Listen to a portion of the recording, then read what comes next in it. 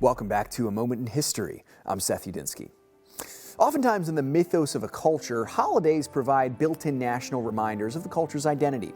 Now, we have many of these here in America, including Memorial Day or the 4th of July, and even Thanksgiving. Let's explore one of these holidays now, and it's a holiday that takes place every third Monday of February, and it coincides with the birthdays of perhaps the two greatest and most impactful presidents in the nation's history. This holiday, celebrating every man who has served as the leader of the United States of America, is appropriately titled President's Day. Now, the history of President's Day finds its origin in the early 18th century. The original marker for President's Day was February 22nd, for in the year 1732, on this date, George Washington was born.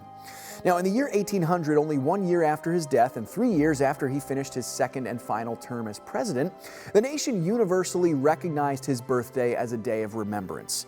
By the early 19th century, Washington's birthday was already something of a national celebration. Now, in 1809, on February 12th, the second of the two greatest presidents was born in Illinois, and that would be Abraham Lincoln, who would guide the nation through the Civil War and would be hailed as a martyr for the cause of freedom following his assassination at the beginning of his second term in the year 1865. So with these two mid-February birthdays, and remember they represent the two greatest presidents, in place, the foundations of the President's Day holiday were laid.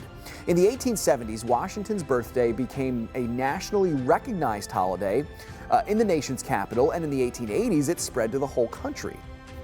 Now, fast forward 75 years or so to the 1960s, near the centennial celebration of the Civil War and Lincoln's death. The U.S. Congress built upon the federal holiday of Washington's birthday to essentially fuse the celebrations together, Washington and Lincoln's birthdays, and rename the holiday as President's Day under President Richard Nixon. With the name change also came a date fluctuation, and it was put in place to give federal employees a 3-day weekend in February.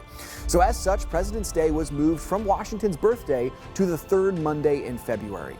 And much like the mythos of the nation itself, this holiday was built upon the foundation of its two greatest presidents, but it actually serves as a way to honor all U.S. presidents and give the working man a day off in the process.